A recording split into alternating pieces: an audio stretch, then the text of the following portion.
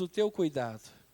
Privilégio, ó Pai, de estarmos na tua casa, neste lugar que em meio, às vezes, às lutas do dia a dia, nós nos achegamos a esse oásis, onde podemos nos alimentar espiritualmente, beber da fonte pura, da água viva que é Jesus, sermos fortalecidos e enchemos o nosso coração de esperança.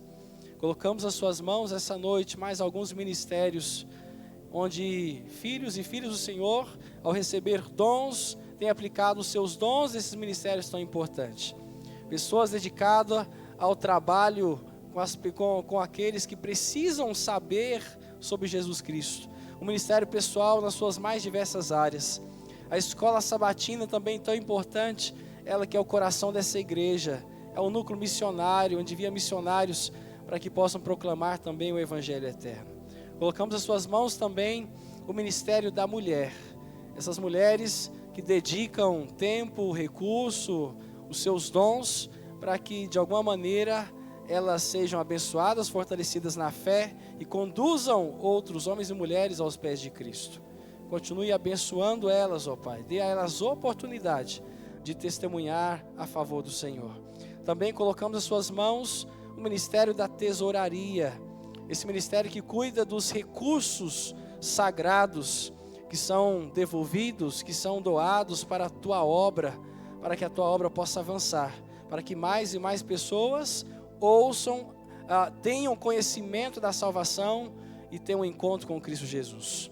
Continua abençoando, ó Pai, de modo especial esta tua igreja. Mais uma vez colocamos a vida dos amigos que estão entre nós também nas tuas mãos e de cada um de nós. Abençoe este culto, oramos em nome de Jesus, amém. Amém.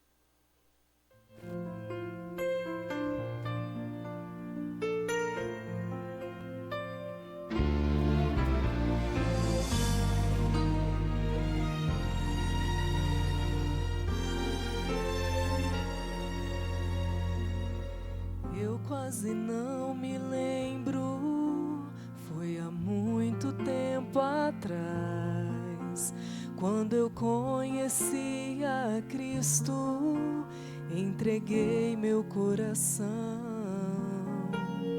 Com Deus em minha vida, pensei achar só paz. Passei por duras provas, eu achei que era o fim.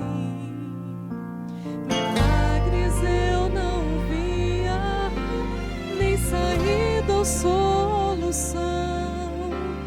Eu me lembro quantas vezes minha fé vacilou, mas o amor de Deus mostrou-me a certeza de vencer. E hoje sei que Cristo é o caminho que sempre seguirei. Escolho Jesus sem olhar para trás. Eu tomo sua cruz e sua mão. Entrego meu ser e meu coração, o que eu mais posso oferecer. Assim como a noite irá findar e o novo sol irá brilhar, decidida hoje estou. Escolho Jesus.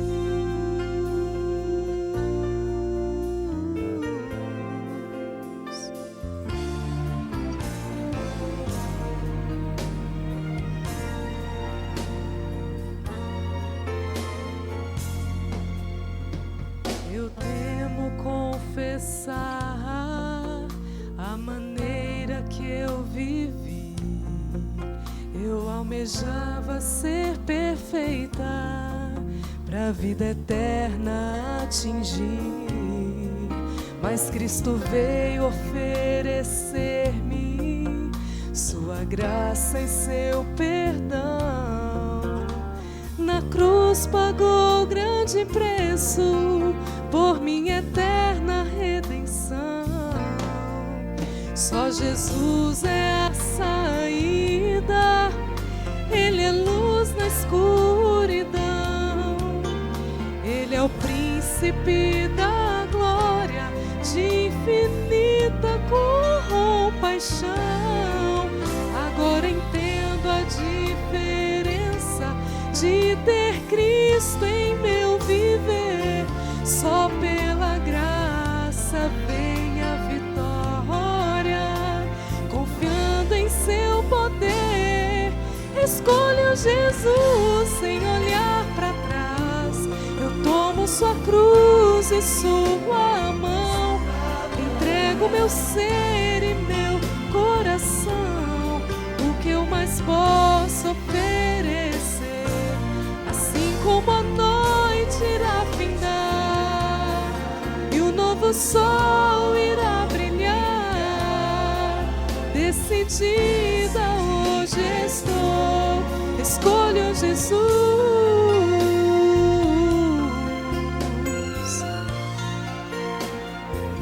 Hoje escolho Jesus,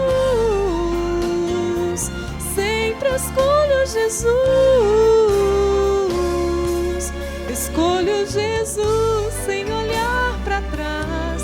Eu tomo sua cruz em sua mão. Entrego meu ser e meu coração. O que eu mais posso oferecer, assim como a noite irá findar e o novo sol irá brilhar. Decidida hoje estou,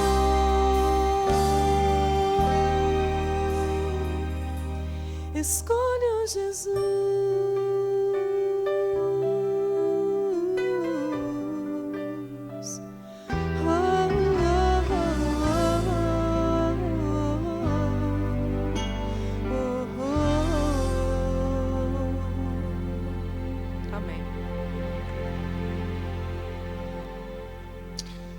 Muito obrigado, Carla. Deus seja louvado por você ter nos lembrado qual é a nossa melhor escolha que temos que fazer, de que é sempre Cristo Jesus. É a melhor das decisões que podemos tomar para sermos seguros e estarmos sendo cuidados, resguardados e abençoados frente à promessa que Ele nos tem. Boa noite a todos. Como vocês passaram o dia? Passaram bem? Foi um dia de atividades. Se você olhar para mim, você vai perceber de que o meu dia foi muito bom, né? Você está vendo meu rostinho vermelho aqui, foi um dia de curtição. Quem olhar assim, o pastor curtiu pra caramba hoje, não? Hoje nós tivemos um dia de confraternização. O pastor Enos estava junto. Tivemos um dia em que os líderes que estamos todos, temos vários líderes que estão aqui. A missão preparou um momento especial. E o camarada aqui esqueceu alguém pode pensar que eu fui para a praia e voltei, né? Mas a praia está bastante longe daqui, mas eu não passei o protetor solar e eu fico vermelho muito rápido.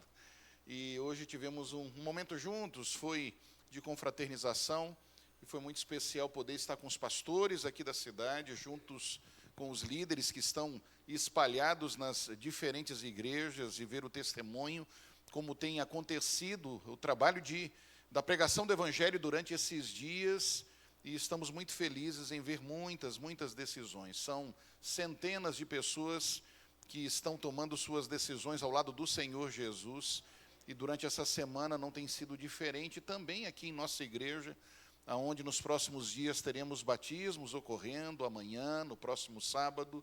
Tivemos alguns batismos ocorrendo no último sábado, e que Deus possa seguir usando aqueles que estão à frente da pregação do Evangelho nesse lugar, alcançando vidas que precisam ser despertadas enquanto ainda há tempo. Porque sabemos que pouco tempo nos resta nesse mundo, porque em breve Jesus vem para nos buscar dessa terra.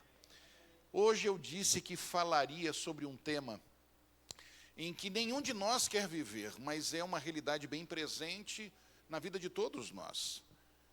E o texto que eu separei para estarmos refletindo está no livro de Tiago, no capítulo 1. Eu quero ler com você os versos 2 a 5 e o verso 12. Carta de Tiago, capítulo 1, os versos 2 a 5 e o verso 12. E já oraram pedindo a bênção de Deus sobre a minha vida, sobre o estudo da palavra, por isso temos condições de ir diretamente à reflexão dessa noite. Se você achou o texto na palavra de Deus, diga amém.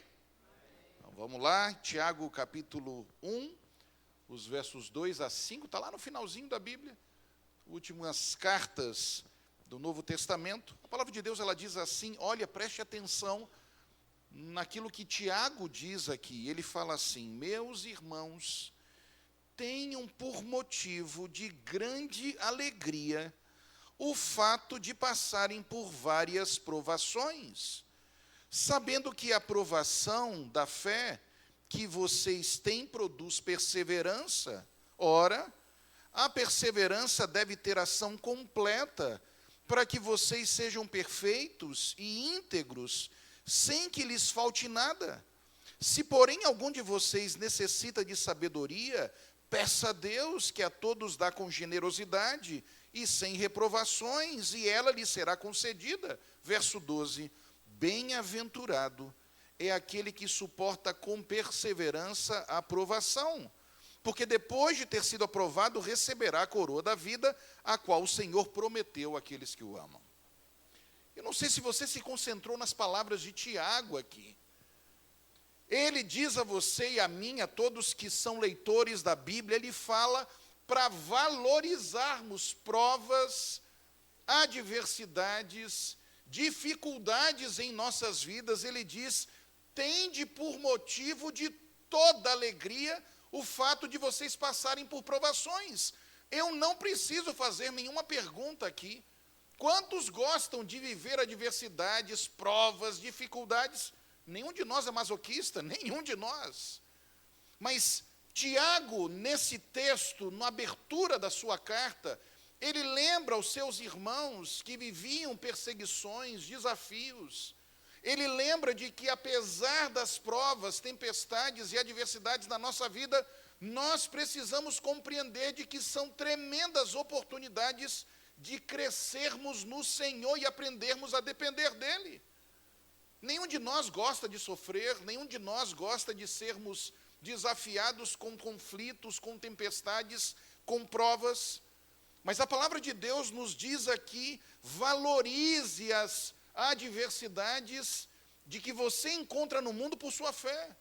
Valorize porque elas são tremendas oportunidades para o crescimento espiritual, para o crescimento na dependência do Senhor, para que você possa ser ainda mais submisso à vontade de Deus e aprender a confiar ainda mais naquilo que Deus tem separado para você. Não é fácil viver adversidades, provas. Não é fácil valorizar tempestades em nossa vida em que nós enfrentamos, porque nós defendemos ao Senhor Jesus, defendemos o retorno dEle, defendemos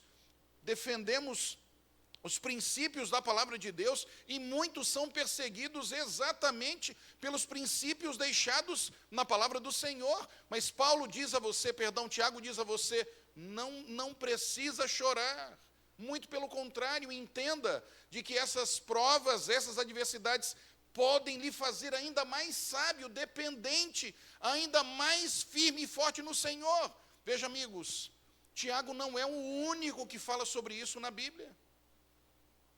O próprio apóstolo Paulo, ele diz as mesmas coisas. Se você for na segunda carta aos Coríntios, lá no capítulo 12, nós temos um texto em que Paulo relembra essas mesmas palavras de Tiago, nos versos 9 e 10. Segunda carta aos Coríntios, o capítulo 12, os versos 9 e 10, o próprio apóstolo Paulo dá o testemunho da sua vida, quando ele diz assim, preste atenção, 2 Coríntios 12, versos 9 e 10.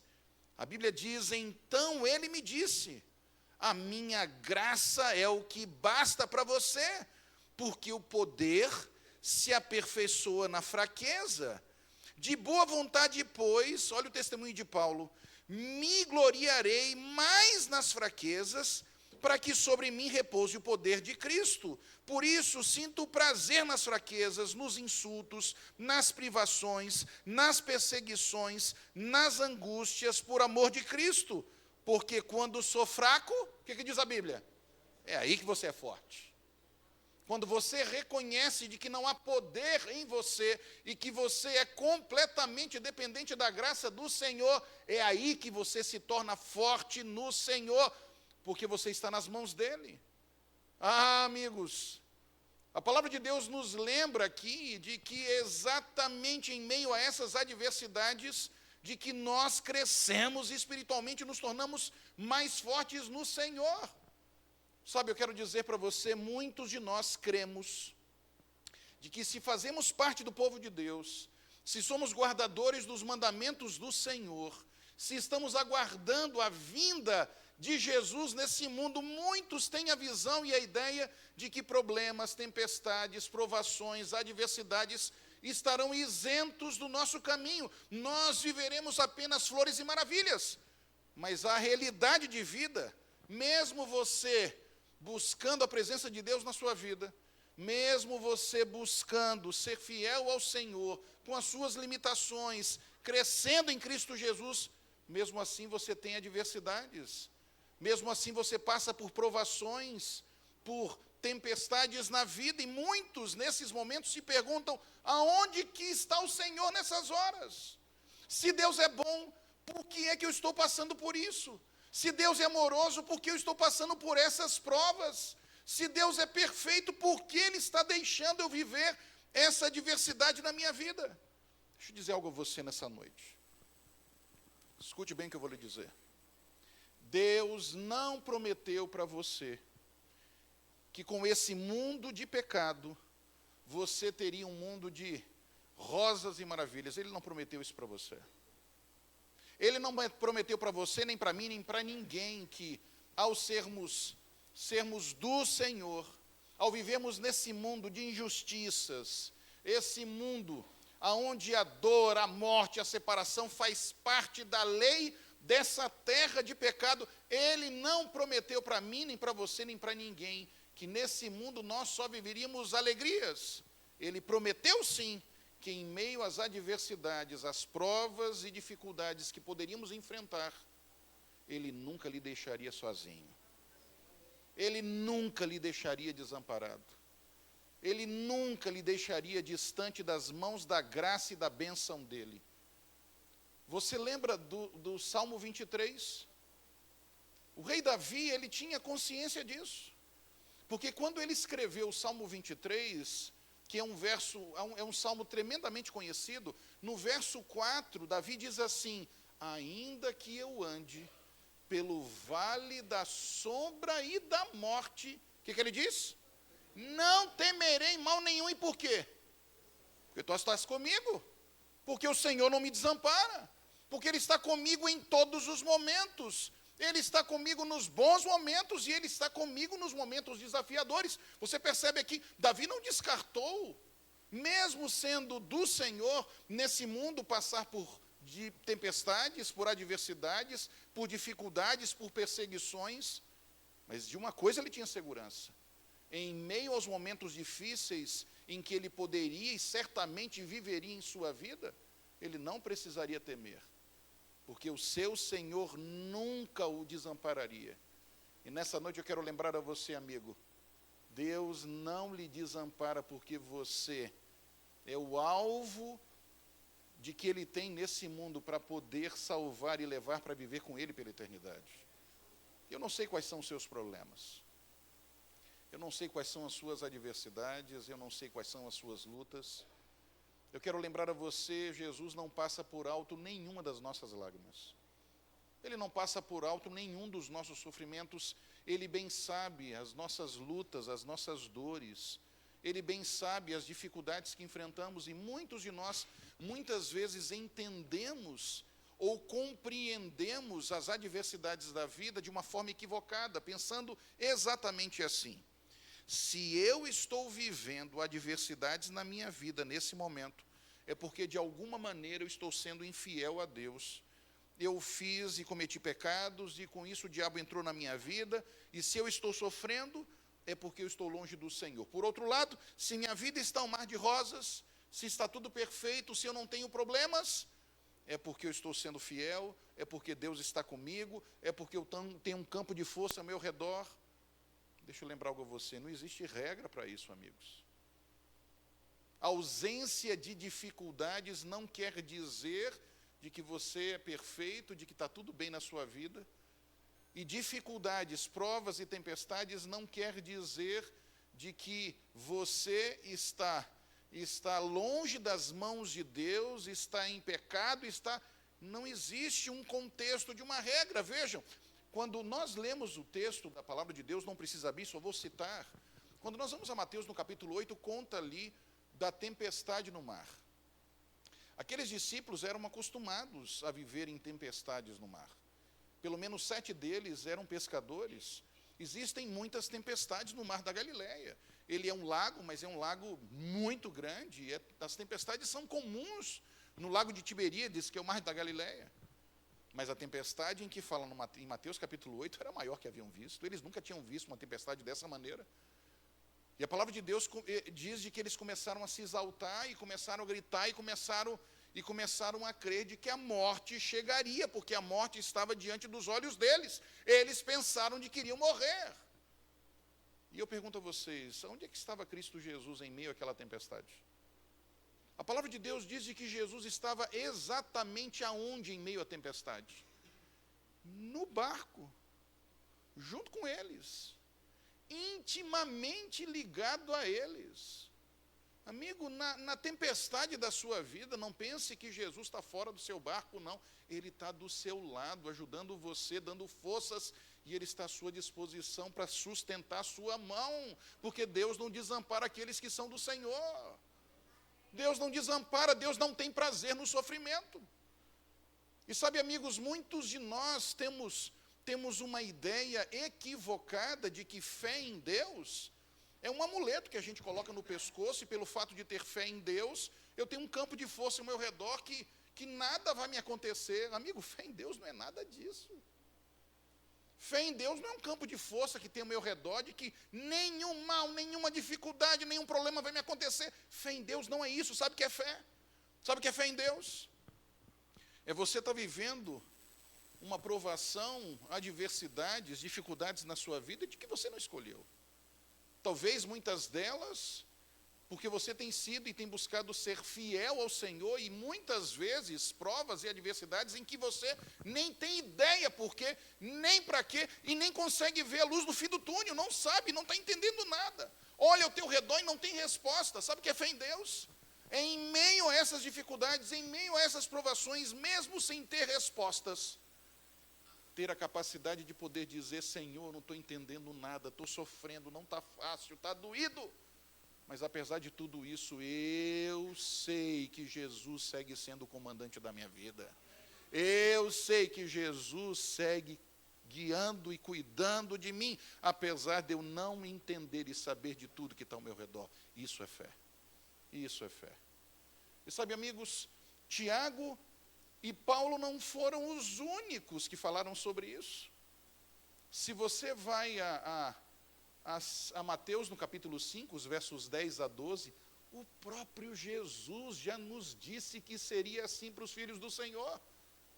Ele não prometeu de que esse mundo seria fácil.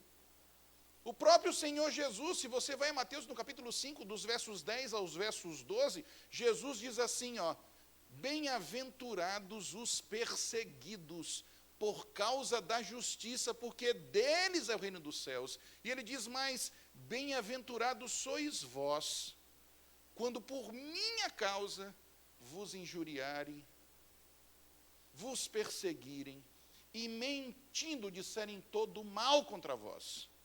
O que Jesus fala no verso 12? O que Jesus fala no verso 12? Ele diz assim: regozijai-vos e exultai, porque é grande o vosso galardão nos céus, porque assim perseguiram os profetas que vieram antes de vós. A mensagem de Jesus é a mesma de Tiago e a mesma de Paulo. Jesus está dizendo assim para você, amigo: quando você for perseguido pelo meu nome, quando você se mantiver fiel em meio às adversidades, quando mentindo disserem todo mal contra você, quando você tiver que perder seu emprego porque você quer ser fiel, e eu não vou lhe desamparar, no dia em que Deus nos solicitou para que nós pudéssemos ser guardadores e fiéis a Ele, quando mentindo e perseguirem você por causa da sua fé, Jesus diz a você: amigo, não sofra, não fique cabisbaixo, não chore, porque essa é uma prova de que você não pertence a essa terra, essa é uma prova de que seu lugar está reservado para viver pela eternidade comigo nos céus. Jesus fala de alegria mesmo em meio às provações.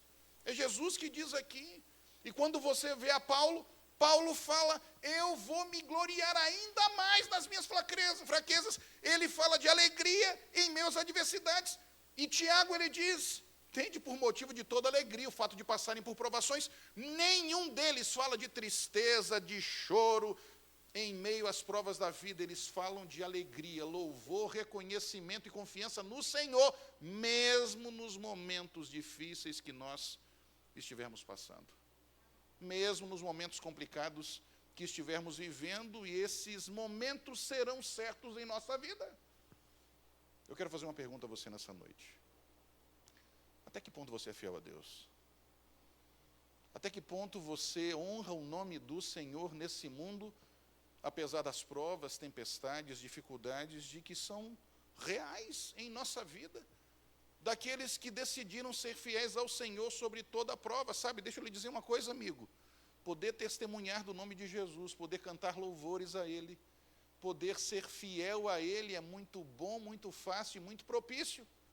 Quando o bolso está cheio, quando a barriguinha está estufada, quando nós não temos problemas, quando a vida é um mar de rosas. Mas qual o tamanho da sua fidelidade ao Senhor mesmo em meio às adversidades? Hoje eu quero fazer você entender quem é o causador do sofrimento. Algumas pessoas por muitos anos têm culpado a pessoa errada, e que inspirador é poder encontrar na palavra de Deus respostas e pessoas que foram ao limite na sua confiança ao Senhor, mesmo sem ter respostas. Talvez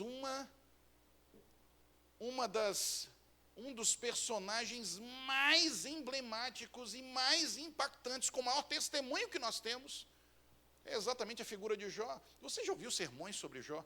Mas eu queria passar e pontuar algumas realidades que muitas vezes nós não percebemos sobre a vida desse que foi um dos maiores testemunhos de confiança em Deus que esse mundo já presenciou. Eu quero pontuar algumas realidades para que a gente possa refletir a nossa vida frente a esse testemunho tremendo de que Deus tinha nesse mundo chamado Jó. Você sabe de que o livro de Jó foi o primeiro livro escrito da Bíblia, não foi o Gênesis.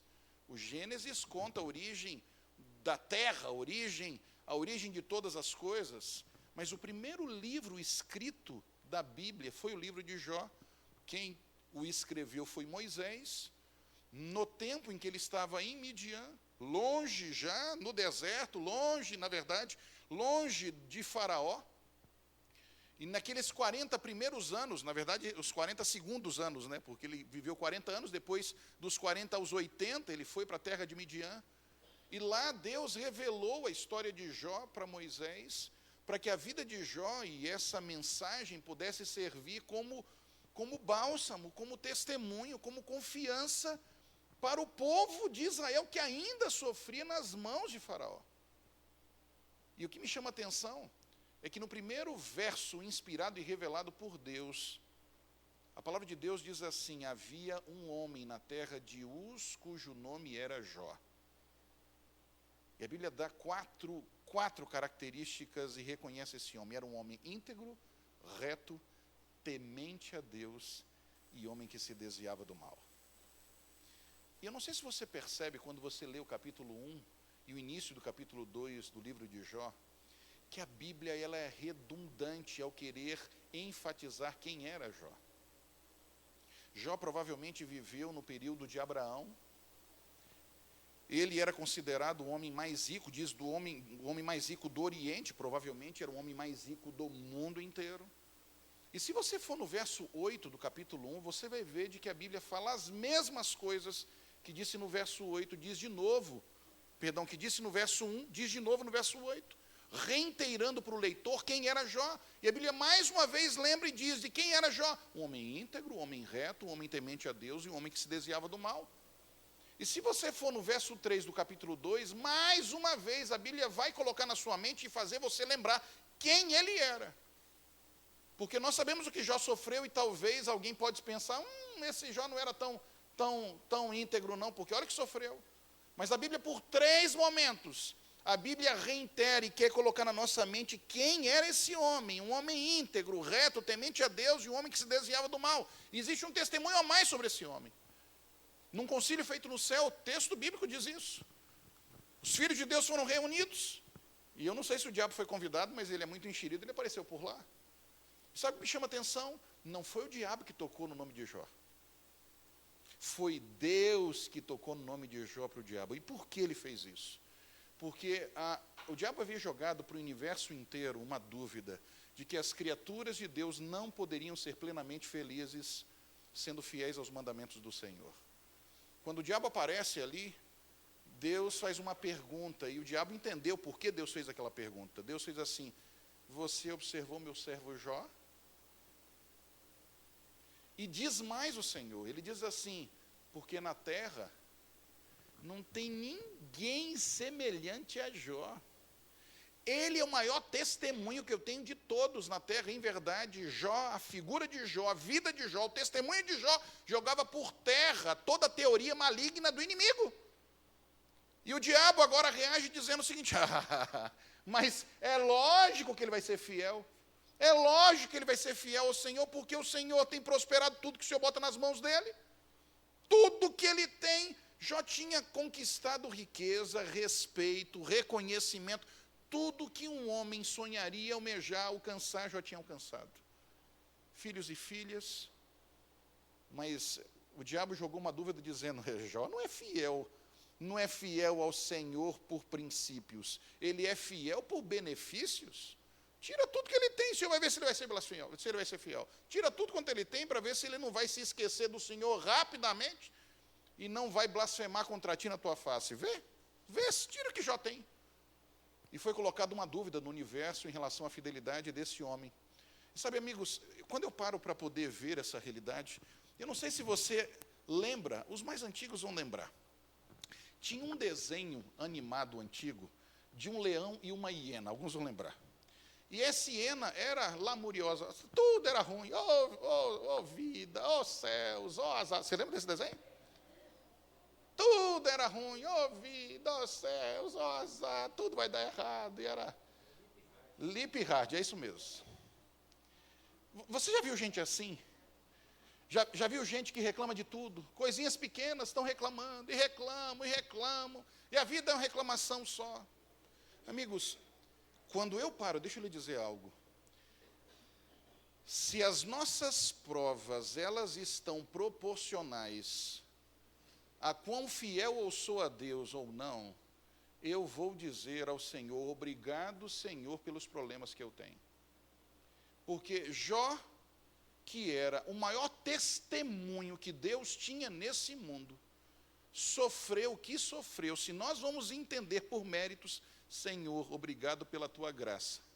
Porque ele era a sua maior testemunha nesse mundo, o homem íntegro, reto, temente a Deus e que se desviava do mal. E sofreu o que sofreu, os meus problemas eu não tenho direito de reclamar ao Senhor. Será que você tem direito de reclamar ao Senhor pelas adversidades que você tem enfrentado? Será que a tua vida pode ser uma vida de lamúrio? A palavra de Deus nos diz: em tudo dai graças, porque é tudo pela graça do Senhor, meu amigo.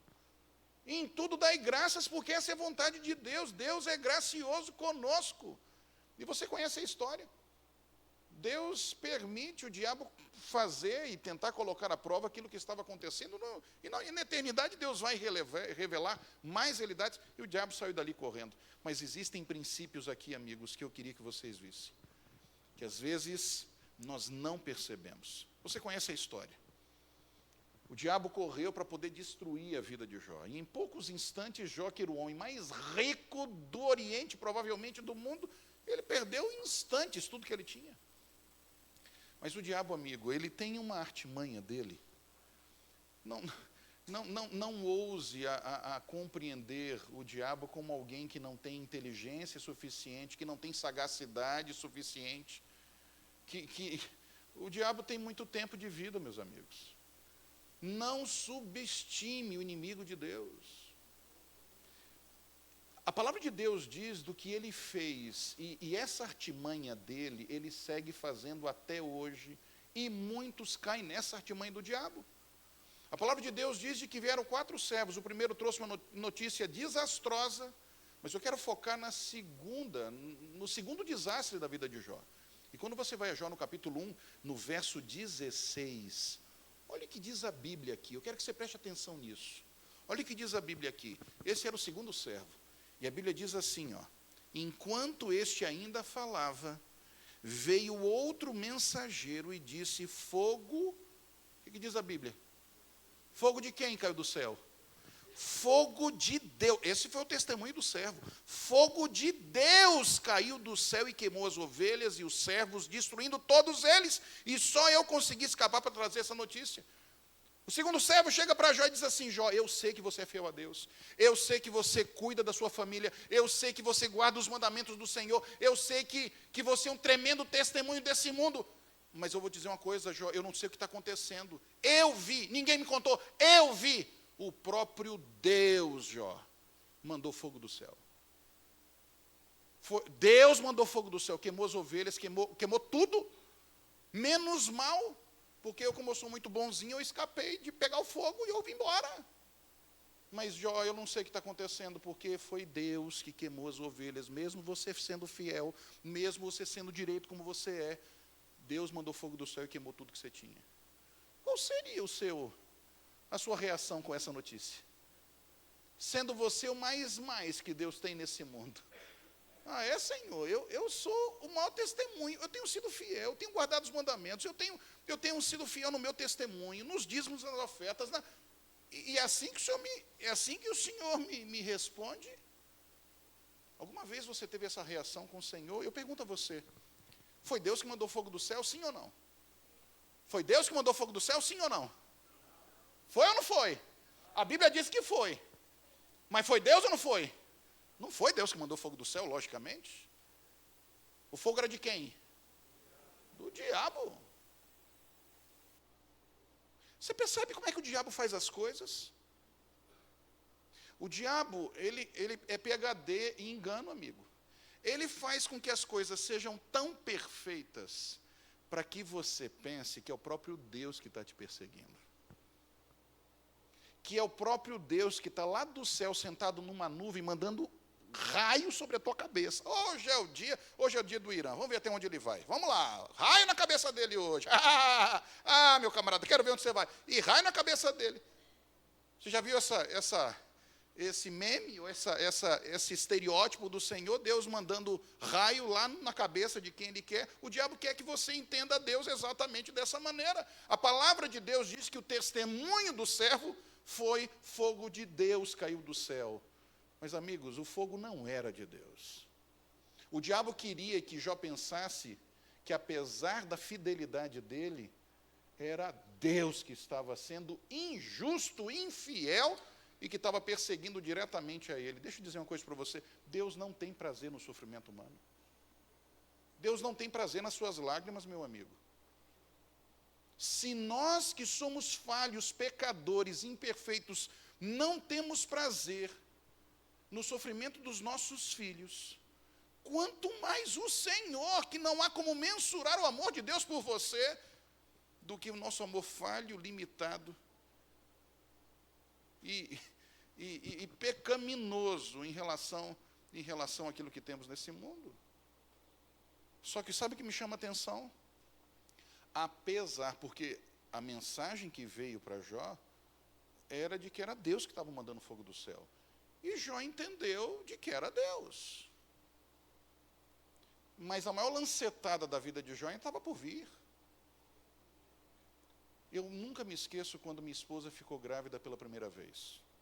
Foi lá em Curitiba. Eu me lembro que eu trabalhava na Associação Sul Paranaense, e quando saiu o resultado de que ela estava grávida, eu não me importei se o presidente estava em reunião e quem estava em reunião. Eu fui para o microfone daquela associação e não anunciei para todo mundo. Eu queria que todo mundo soubesse que nós estávamos grávidos. Eu me lembro que a gente viu o bebezinho com 140 por hora do batimento cardíaco. Foi uma festa. Mas com 10 semanas, minha esposa teve um pequeno sangramento. Descobrimos um descolamento do saco gestacional. Ela teve que ficar em casa, sem poder praticamente se levantar, indo ao banheiro, voltando, tomando o remédio. E quando nós voltamos ao médico, a gente viu que aquele feijãozinho pequenininho não havia se desenvolvido, já não tinha mais batimento cardíaco. Quanto minha esposa e eu choramos naquele fim de semana por um neném que nós nem chegamos a colocar no colo, por um neném que nós nem chegamos a ouvir o choro. O que será a dor de perder um filho?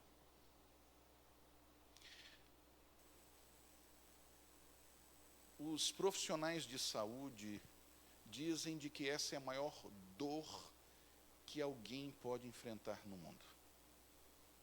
Não existe maior dor de que ter que enterrar seu próprio filho.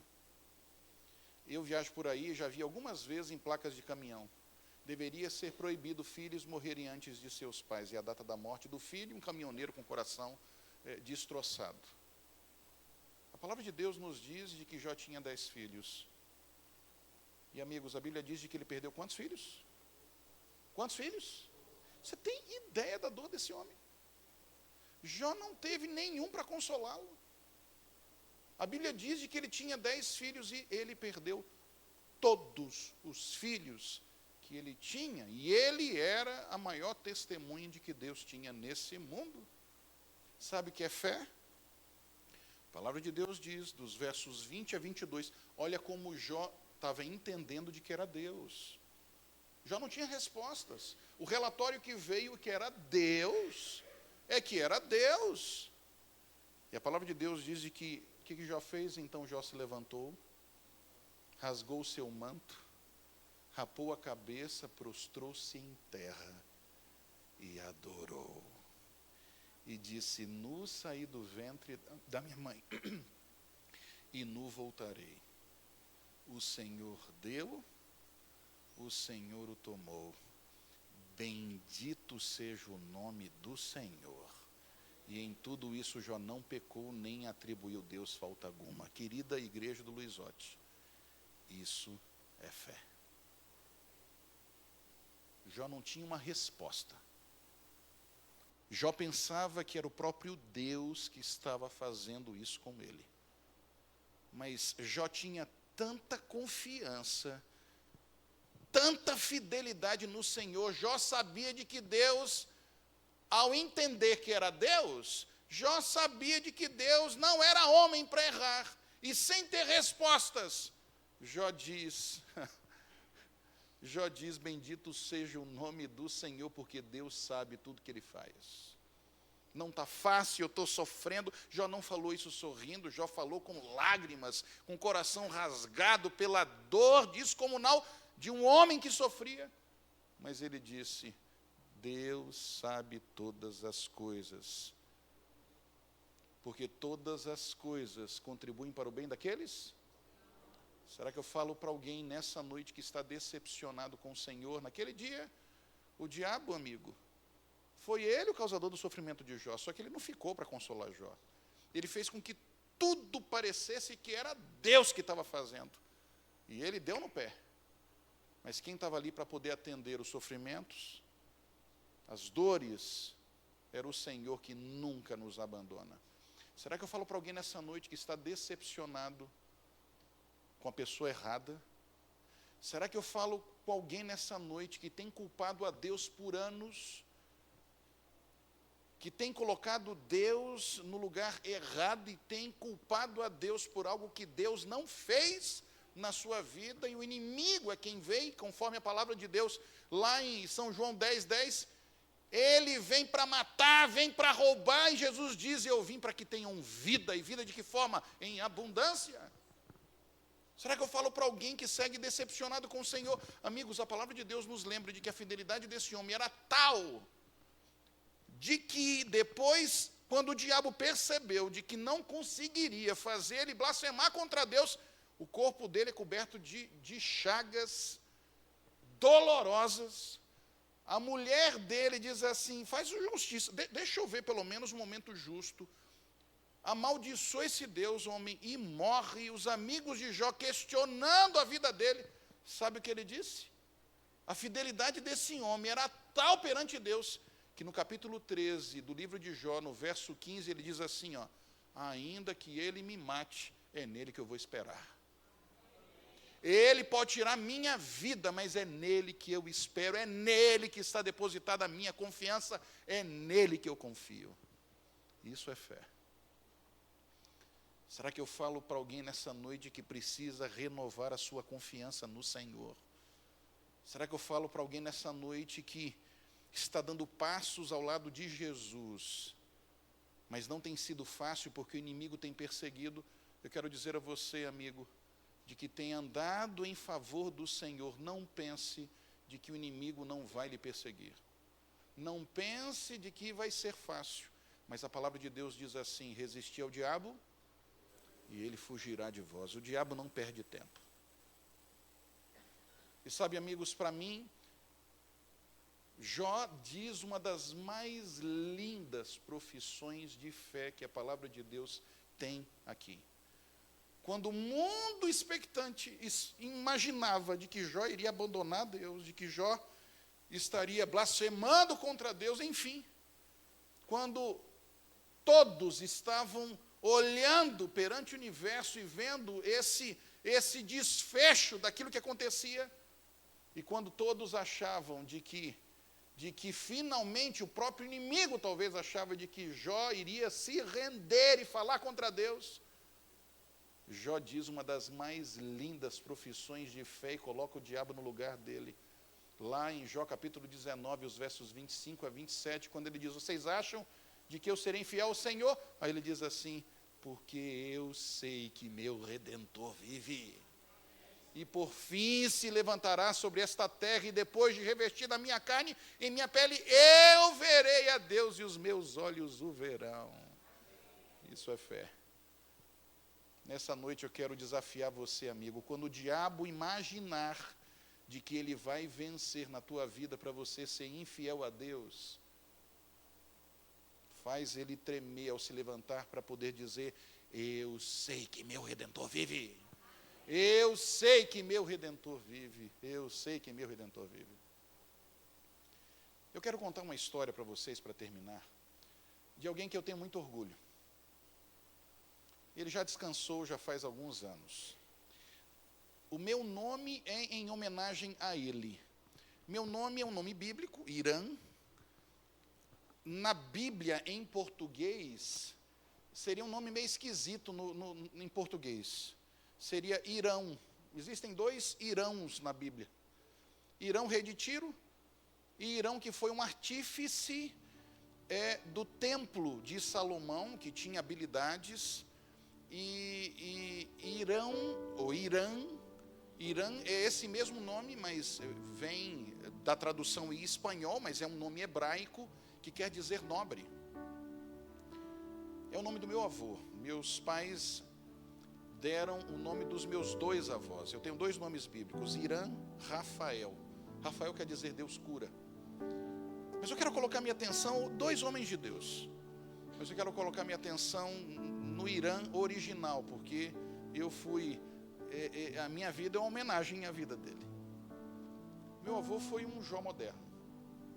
O que eu vou contar para vocês aqui, não foi ele que me contou, foi meu pai que me contou em detalhes daquilo que via dentro de casa. Meu pai me contou muitas vezes de que, muitas e muitas vezes, ele brincava em casa quando pequeno. Meu pai foi nascer apenas com 18 anos de casados. Meus avós não podiam ter filhos. Ele é filho de uma promessa. E ele brincava em casa. E meu avô chegava com um mendigo da rua. Muitas vezes aconteceu isso. Alguém que ele encontrava na rua, ele trazia para dentro de casa, dizia para minha avó: Iris, tem visita. Minha avó já sabia o que era aquilo. Ele ia, dava banho no mendigo, abria o seu guarda-roupa, dava roupas suas, sentavam juntos à mesa, e ali ele começava a pregar para aquele homem, dizendo: você pode estar sozinho, pode estar sem família, todos terem te abandonado, mas eu quero dizer para você de que existe um céu que Jesus está preparando para você. E ele começava a pregar para aquele homem. Meu pai ficava olhando, vendo tudo aquilo, e depois de comerem juntos, meu avô pegava dinheiro, dava para aquele homem poder viver alguns dias. Meu pai me disse de que isso aconteceu muitas e muitas e muitas vezes. Um dia, na cidade onde ele vivia, em Santa Fé, onde existem duas capitais de estado, a cidade de Santa Fé, que é a quinta maior, era pelo menos a quinta maior cidade da Argentina, e a cidade de Paraná, que é uma outra capital de estado, é como se fosse Rio e Niterói. Logicamente, não desse tamanho das duas cidades, mas tem uma ponte, que também não é do tamanho da ponte de Niterói, mas hoje é uma ponte que divide. Na realidade, tem um túnel que passa por debaixo da água, na verdade. Naquela época era uma balsa que separava essas duas cidades. Um dia, ele estava cruzando a balsa por um negócio que ele tinha que fazer na cidade de Paraná, e ele viu uma senhora, chorava a senhora, uma criancinha de colo e outra pequenininha, as três choravam, e aquilo apertou o coração dele. Ele se aproxima da senhora, diz: o que está acontecendo? Eu posso ajudar a senhora? Por que a senhora está chorando? E a mulher foi rude com ele, disse: me deixe em paz, o que eu estou vivendo ninguém pode fazer nada. Mas minha senhora, eu sou casado, eu não quero nenhum mal para a senhora, o que eu posso fazer por você? Eu posso te ajudar? E ela foi rude mais uma vez, e ele insiste. E ela disse: eu não sei porque eu vou te contar isso, porque ninguém pode fazer nada por mim. E ela começou a dizer para ele: quem dera se eu estivesse chorando pelo motivo das minhas crianças. Elas estão chorando porque eu não dei comida para elas hoje. Mas o pai delas acabou de ser preso. Devia para um monte de gente. Tomaram tudo que a gente tinha. Tomaram tudo. Tomaram a casa, tomaram as coisas nossas. Ele está preso. E o último dinheiro que me sobrou, eu queria fugir para o outro lado do mundo. Eu só estou conseguindo atravessar a balsa para o outro lado. Estou saindo de Santa Fé. Eu estou desesperada porque eu vou chegar do outro lado e eu não tenho para onde ir. Quem dera se eu estivesse chorando porque não tenho comigo. Eu não sou mulher da rua, eu não tenho para onde ir, eu não tenho ninguém que pode me ajudar. Meu pai me conta que naquele dia, meu avô chega em casa e diz assim: filho, eu queria que você saísse do seu quarto por um tempo. Ué, por quê, pai? Ah, filho, eu encontrei uma família que não tem para onde ir. Não tem ninguém por eles. Mas eu preciso que você saia do seu quarto é enorme. Você vai para um outro cômodo, para que eles possam vir para cá e passarem um tempo conosco. E meu pai me conta que ele teve que sair do quarto dele. A família veio para a casa dele. Meu avô foi até a prisão, pagou a fiança do homem que estava preso, trouxe para dentro de casa. E por 3 meses cuidou dessa família como se fossem seus próprios filhos. Até que eles conseguiram respirar, conseguiram se recobrar e conseguiram tocar a vida. Pastor, por que o senhor está contando essa história? Eu digo que meu avô foi um Jó moderno nesses dias. Um dia, um amigo dele pediu para ele ser fiador. Meu avô tinha bastante recursos, tinha uma linda casa num dos melhores bairros de Santa Fé. Eu pude conhecer essa casa quando eu tinha 20 anos de idade. Era uma casa que de uma rua a outra era muito grande a casa. Tinha caminhões, onde ele tinha trabalhava com caminhões como transportista. Tinha recursos, tinha uma estabilidade. Era o primeiro ancião da igreja central de Santa Fé. E um dia, um amigo dele pediu: Irã, eu preciso abrir uma empresa. Você tem como ser meu fiador? E como Deus tinha abençoado demais a vida dele, ele pensava de que era a oportunidade de compartilhar com os outros. Ele não se preocupava, confiava em todo mundo. E o valor na época veio para ele poder preencher, e eu estou falando, amigos, de 44, 45 anos atrás. O valor era de 80 mil pesos. O valor de que ele estava colocando como fiador. Mas por uma situação, a empresa quebrou, desse amigo dele, e o sócio desse amigo dele olhou os 80 mil pesos do fiador e disse assim, não vamos conseguir pagar a conta com isso. E como meu avô nos preocupou em preencher os documentos, escrever, o camarada foi e colocou um 0 a mais no documento. E de 80 mil pesos, o valor se transformou em 800 mil pesos. Hoje o peso não está valendo muita coisa, mas na época valia. Em 2 dias, meu avô com 65 anos de idade, minha avó com 60, que nunca havia trabalhado fora de casa, os dois estavam na frente de casa, sem ter para onde ir. Tomaram tudo. Tomaram os caminhões, tomaram a casa, tomaram tudo. Meu pai era pastor na Bahia. Eu era recém-nascido. Quando meu avô estava em casa, e era uma festa, normalmente no pôr do sol a gente sempre dizia em casa os versos preferidos. Quando ele estava em casa e quando chegava o momento dele, eu já sabia o verso que ele ia dizer. É um salmo de Davi. E diz assim: fui moço e agora sou velho, mas nunca vi desamparado justo, nem a sua descendência mendigar o pão. Meu avô saiu dali para fazer uma ligação, porque agora era ele que não tinha para onde ir. Meu pai a 6.000 quilômetros de distância. Ele liga para um primo dele. E alguns jovens não vão entender o que eu vou falar agora, mas naquela época, as linhas se cruzavam. Você está entendendo o que eu estou falando?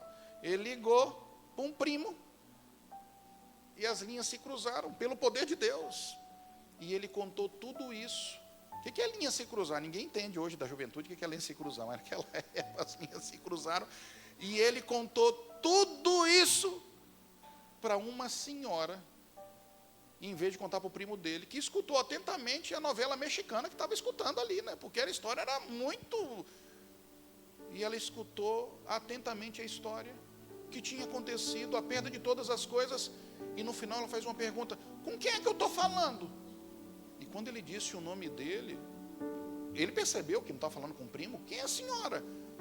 O senhor está falando com o seu Irã, com Dona Irã Calbermata. E quando ela escuta o nome dele, a mulher do outro lado desata a chorar. E a mulher diz assim: seu Irã, seu Irã, seu Irã, onde o senhor está, seu Irã? Eu estou aqui na rua tal, estou aqui na praça. Quem é a senhora? O senhor não me conhece, eu te conheço. Não saia daí, eu estou indo para aí agora. Não saia daí, eu estou indo para aí agora. Meu avô desliga o telefone. Minha avó do lado olha para ele e diz assim: para quem que você ligou? Não sei, mas está vindo para cá. Passam-se 20 minutos. Uma senhora emocionada abraça os dois velhinhos. Hoje 65, 60 não é mais velhinho não. São os novos 50, né? Vamos dizer assim, né? Meu avô estava aposentado, agora para começar a viajar, curtir. Abraça os dois. Ele pergunta: quem que é a senhora? Quem que é a senhora? E ela começa a dizer para ele: há 18 anos atrás eu vim morar aqui na cidade. Há 18 anos atrás, eu, meu esposo e meus 3 filhos, não tínhamos nada. Morávamos num kitnet, que era a nossa sala, nosso quarto, nossa cozinha e nosso banheiro. E há 18 anos atrás, a minha irmã passou o maior desafio da vida dela. A minha irmã não teve coragem de me pedir ajuda, porque ela sabia que eu não podia fazer nada por ela. E há 18 anos atrás, o Senhor encontrou a minha irmã passando naquela balsa, pegou minha irmã, meu sobrinho, minhas sobrinhas, meu cunhado, levou para sua casa, cuidou deles, os amparou. Eu me lastimava porque era eu que tinha que estar fazendo aquilo, e um desconhecido estava fazendo isso por ela. Ela conta o testemunho do que era o seu lar, os cuidados que o Senhor teve, os cultos que o Senhor fazia dentro de casa. Seu Irã, eu não estou entendendo por que está acontecendo isso com o Senhor. Eu não sei por que está acontecendo justamente com o Senhor. Mas sabe, seu Irã, eu entendo porque Deus permitiu que as linhas se cruzassem e eu recebi sua ligação. Porque eu prosperei na minha vida aqui em Santa Fé. Hoje eu tenho 5 lindos apartamentos aqui em Santa Fé. E eu vim trazer a chave de um deles para dizer para o Senhor: vá morar lá pelo resto da sua vida, seu Irã. O apartamento é seu. Vá morar lá porque o apartamento é seu. Deus não desampara seus filhos. Sabe quantas vezes eu vi meu avô reclamar das coisas que perdeu? Sabe quantas vezes eu vi reclamar das coisas que perdeu? Nunca. Quantas pessoas meu avô levou para a igreja? Com o seu testemunho de alegria. Meu avô, quando estava em casa, era sinônimo de alegria, de festa. Um dia, bem velhinho, já viúvo. Você sabe que as pessoas perto de 90, meu avô contava as mesmas coisas várias vezes no mesmo dia. E tinha algo que ele me contava várias vezes, quando ele estava junto com a gente. Ele me dizia assim, ele tinha muito orgulho porque eu tinha o nome dele. Ele me dizia assim, ele só falava espanhol comigo. Ele dizia assim: sabe, Irã, se Deus um dia me mandasse um anjo e me dissesse assim: muito bem, seu Irã, você se portou muito bem na sua vida, Deus vai te dar um presente. Você vai poder viver sua vida toda de novo. O que é que você quer? Pode pedir o que quiser para Deus. Deus vai te dar o que você quer. E ele dizia para mim assim: sabe o que eu pediria? Ele já tinha me contado 5 vezes naquele dia. Aí eu dizia assim: o que, vô? Eu já sabia que ele ia falar. O que, vô? O que você pediria? O que você pediria? E ele dizia assim: que a minha vida fosse igualita, igualita, igualita. Homens que foram fiéis a Deus sobre toda a prova. Homens como Paulo e Silas, por pregarem o Evangelho, foram açoitados. E você acha que os açoites foram motivo para eles estarem tristes?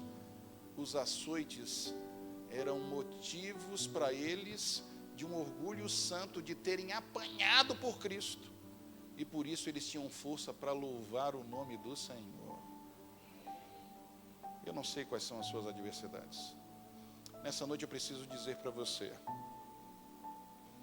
a vida com o Senhor Jesus, ela é recheada de bênçãos, mas ela terá provações, ela terá adversidades. A palavra de Deus nos lembra de Jesus dizendo: no mundo tereis aflições.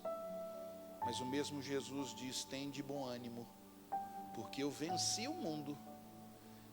E Jesus nos lembra de que nele nós somos mais do que vencedores. Que Deus possa fazer de você um tremendo vencedor nele hoje e sempre. Hoje é um dia para você renovar sua fidelidade ao Senhor. Hoje é um dia para você poder dizer ao Senhor: se eu tenho sido infiel a Ti, Senhor, me perdoa, me dá forças para ser um testemunho fiel Teu nesse mundo, para poder representá-lo. Se alguma vez, Senhor, eu duvidei da Sua graça, eu duvidei do Seu carinho, que a graça de Jesus me lave e me perdoe. Senhor, me ajude a ser fiel a Ti sobre qualquer circunstância. Quando o inimigo pensar que vai vencer na tua vida, eu quero desafiar você a se levantar e poder dizer: eu sei que meu Redentor vive. Você gostaria de dizer isso hoje ao Senhor Jesus? Quantos gostariam de dizer: eu quero renovar a minha fidelidade ao Senhor, independente das provas? Porque Deus é bom a todo tempo, e a todo tempo Deus é bom. A Carla vai cantar nesse momento.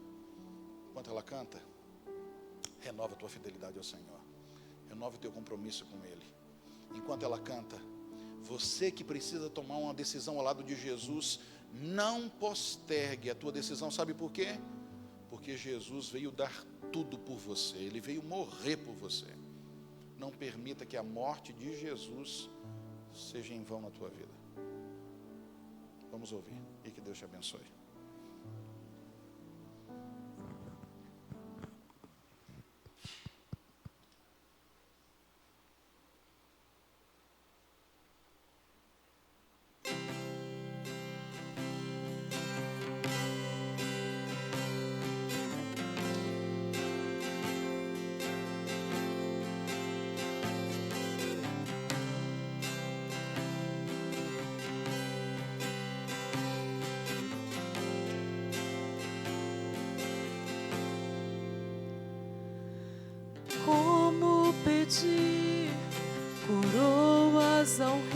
rei que da sua glória se despiu.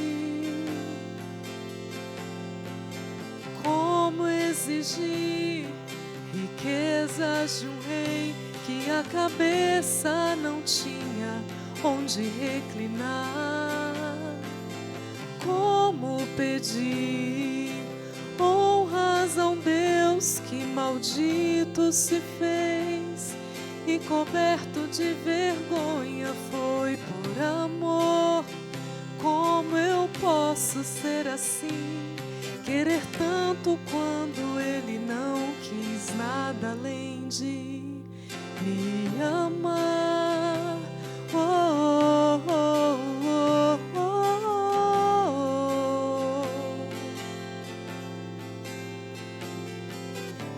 Todos os seus passos só me falam que o que Ele espera de mim é renunciar, é morrer pra mim mesmo, é tomar minha cruz e seguir os seus passos.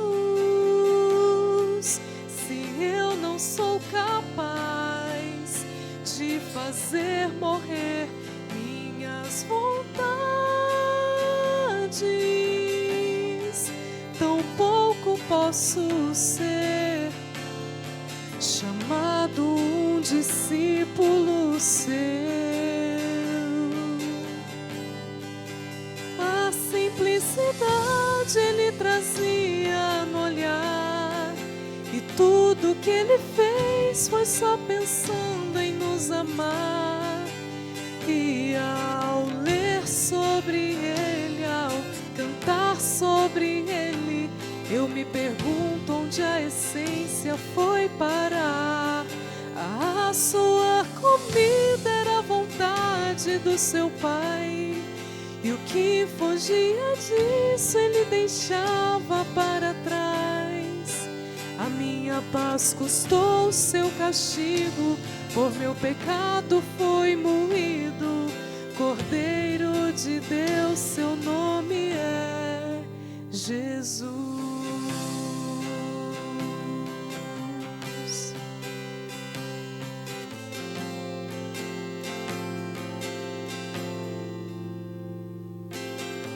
Entre o que eu ouço por aí e o que eu leio sobre Ele, eu só acho contrastes. Precisamos nos lembrar a verdade, retornar alguns conceitos, repensar. Não se preocupou em ajuntar riquezas, nele não se achava nenhuma beleza. Pelos seus foi rejeitado e duramente açoitado, entregue pra morrer numa cruz. E quando eu digo que quero imitá-lo e ser igual a Ele, será que eu sou consciente do que isso quer dizer? A simplicidade Ele trazia no olhar, e tudo que Ele fez foi só pensando em nos amar. E ao ler sobre Ele, ao cantar sobre Ele, eu me pergunto onde a essência foi parar. A sua comida era a vontade do seu Pai, e o que fugia disso Ele deixava para trás. Eu preciso ser como Ele e deixar tudo por Ele. Mais do que ler, falar, eu preciso viver Jesus. Viver,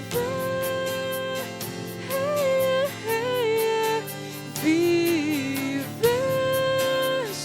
Jesus.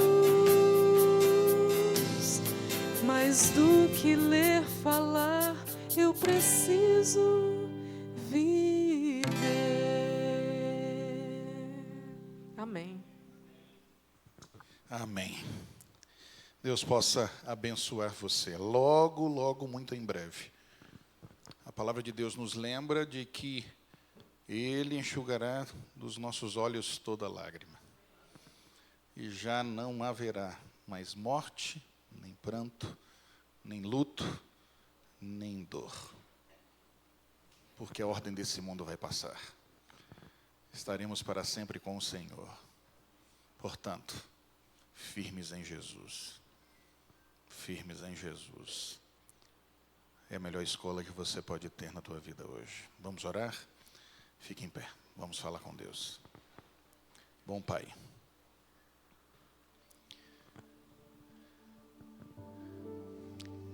Nessa noite, Senhor, fomos reanimados em Tua palavra ao compreender de que o Senhor nunca nos desampara, nunca nos abandona. Compreendemos de que, sim, nesse mundo de dores, de tristezas, de separação, viveremos momentos difíceis, mas esses momentos difíceis não serão para sempre. Porque Tu estás, Senhor, sempre ao nosso lado, nos sustentando, nos resguardando, nos dando forças, nos consolando. E é por isso, Senhor, de que nessa noite, mais uma vez, nos entregamos a Ti. Se em algum momento fomos infiéis, ao Te culparmos erroneamente, que a Tua graça possa nos perdoar, nos renovar e nos dar nova oportunidade para seguirmos a nossa caminhada ao lado do Senhor Jesus. Portanto, Pai, alcança com carinho Teus filhos aqui nessa noite. Seguramente há dores, lutas, sofrimentos. Só Tu sabes, Senhor, o preço das lágrimas de alguns daqueles que aqui estão. Mas, ó Senhor, apesar das dores, nos ajude a sermos felizes em Jesus. Nos ajude a depositarmos em Tuas mãos as nossas ansiedades, as nossas adversidades e aprendermos a confiar em todo momento em Ti, Senhor. Porque sem Ti nada podemos fazer. Portanto, Pai, aceita a nossa entrega e alcança aqueles que precisam tomar decisões eternas ao Teu lado, hoje e sempre. Nós oramos em Jesus. Amém. Que Deus possa abençoar você. Eu vou cumprimentá-los na saída. Seguramente tem um lanchinho para a gente poder ter esse momento especial. Amanhã eu quero falar até onde vai a graça do Senhor Jesus na tua vida. Eventualmente em nossa vida nós erramos, e erramos feio. Existem histórias de pessoas que foram muito longe. Até onde a graça do Senhor pode alcançar e renovar a tua vida. Amanhã eu quero que você escute, porque eventualmente com as lutas, sofrimentos e dores nesse mundo, eventualmente pecamos, erramos, culpamos o Senhor. Mas amanhã eu quero que você entenda aquilo que Deus pode fazer na tua vida.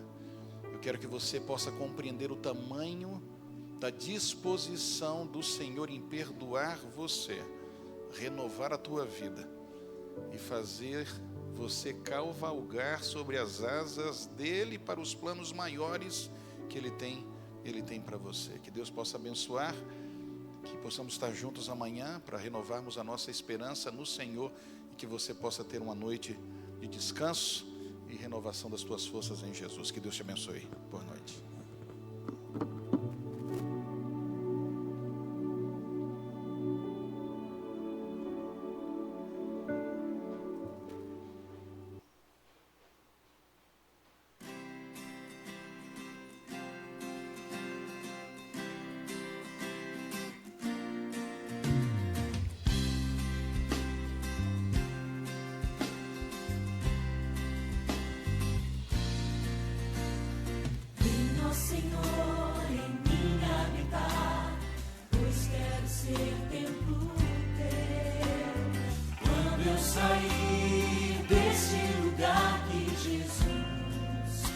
permaneça em mim, permaneça em mim, permaneça em mim, permaneça em mim, meu Senhor, permaneça em mim. Venha, Senhor, em mim habitar, pois quero ser templo teu. Quando eu sair deste lugar, que Jesus permaneça em mim, permaneça em mim, permaneça em mim, permaneça.